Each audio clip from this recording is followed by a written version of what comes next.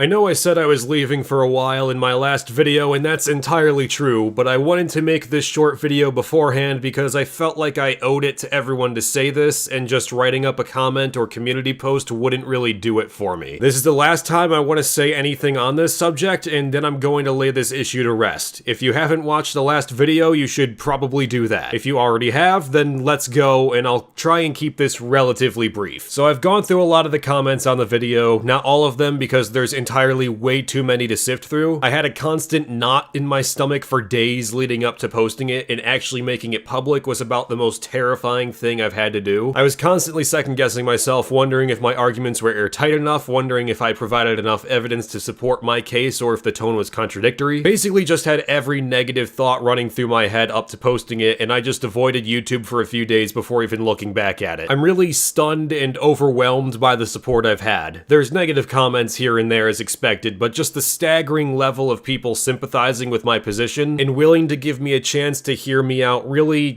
made me feel a lot better. I don't really like to involve my personal life on my channel. I'd much rather just talk about movies and video games, but seeing so many positive comments has really honestly made me feel better about this whole situation, and I can't thank you guys enough for it. In the week since it went live, a few updates came up. Some people have come forward with eerily similar stories of the girl I talked about in the video, claiming she cozied up to other YouTubers on other servers in the past, most notably being Spoctor Theory, who curiously was also accused of being a pedophile based on screenshots people took completely out of context. I know the out of context thing has become a bit of a meme at this point, but it's honestly kind of disturbing just how easy it is to remove the context and nuance from a situation to push a narrative that just isn't true, and knowing she was tangentially involved in that is kind of telling. Even my friend Steele had a shocking amount of evidence against her. Despite her repeated claims of abuse and grooming, only a matter of months after I blocked her, she was incredibly insistent on pressuring him into sexual conversations. Hilariously, she changed her story again, claiming that she was 13 at the time. Like I said, she can't keep her own story straight. She changes it whenever it benefits her, and now people are smelling the bullshit and figuring out that she's not only a pathological liar, but a hypocrite and an attention whore. Some of those people involved with the Underhive, Autist Files, Pinecone's own personal server, and so on have abandoned the whole crusade and turned on one another. Others are still scheming, including one of my former friends, Panda. First off, my history with Panda is shaky to say the least. He was on my podcast in the past, but over time I had him on less and less. We weren't very good friends, I found him really annoying, and he just acted weird. One anecdotal example is when me and my girlfriend jumped in a voice channel to talk while we were playing Overwatch together. The voice channel was limited only to podcast members, so we figured there'd be no issue with us using that. Until Panda decided to hop in and play Roblox while talking to himself. We awkwardly asked if he could just leave, and he refused to. So we cut our game session short since it was frankly weird as shit to listen to Panda babbling to himself while playing a completely different game. When I tried consolidating podcasts to less members per episode so we weren't talking over each other, I'd make a cycling list of people to have on, and even if he wasn't on that list, Panda would just insert himself into the call until I told him he had to leave. He's a very socially awkward person and not exactly pleasant to talk to in even the best of circumstances. Eventually, he would come to me time and again with bizarre questions. He once asked me how old I was. I asked why he wanted to know that, and he never answered, which eerily now makes me realize that they were planning to start this whole shitstorm months and months ago. He would complain about his name being run through the mud, as if anyone gave enough of a shit about him to do that, because some mods made fun of him and he has such thin skin that he couldn't take it. He's been pressing this narrative that I spurged out at him for absolutely no reason. This is because he intentionally does not show any of the shit leading up to me exploding at him. As I said in my last video, I had been messaged day in and day out by multiple people, himself included, about how I was a horrible person for not doing anything, how everything needed to be run a certain way, how I needed to ban this mod or make this person head of the server, so on and so forth. As I also said in the video, it wasn't right of me to explode at him, but it's curious how he neglects to mention how he sent me this fucking monster of a message, complaining about very nearly every mod in the entire server. Other people have even talked about how Panda was vying to take control of the server himself well before that, ban all the mods he didn't like, and appoint new mods strictly under his own criteria, which definitely fits the messages he sent me, since as soon as Steele left the server, he immediately asked me to give him ownership of it. After all the drama that happened there, I was reluctant to hand it over to someone else to see if they'd fuck it up even more, and after years of knowing Panda, knowing how socially awkward he is, and knowing that he hates pretty much everybody, he was about the last person I'd I'd ever dream of handing it over to. Like I said in the video, not right of me to explode at him, I need to work on controlling my anger, but Panda intentionally left shit out to paint himself as some kind of innocent little saint. Now they're scheming to say that I defend pedophiles because they claim I'm holding back information on Steele. Problem is, the only new information I find on Steele is always in his favor. As I've said before, these people are incredibly selective with what evidence they want to show. Back when this argument with Panda happened, he sent me a file that incriminated Steele and seems to contradict the screenshots he gave me that I used in the video. However, Steele dug up the DMs he sent to Gav, proving that she not only lied about her age and led him to believe she turned 16 in December of 2017, but also proving that she later made an alt account under a different name, claiming she was 17 in order to solicit more naked images from Steele. And then she changed her name back to fuck with him again. He even deliberately asked numerous times what her age is to make sure he didn't make the same mistake twice. And for those of you not familiar with Discord, changing your name is easy as shit. You literally just give yourself any new name you want, type in your password to confirm, and it's all good. You can do it as many times as you want, it takes like 5 seconds. And this isn't even to mention the fact that Panda and the rest of the Underhive, Autist Files, Pinecone crew shared these files amongst themselves, and by the looks of it, they appeared as though they intended on sharing it publicly. The only problem is, sharing someone's naked images privately, or most definitely publicly without their consent, is very much illegal. Oh, and by the way, Steele says that some of those naked images were taken in 2016. At that point, Steele was 16. So technically, they are not only in possession of, but actively sharing around literal, real-life, underaged porn.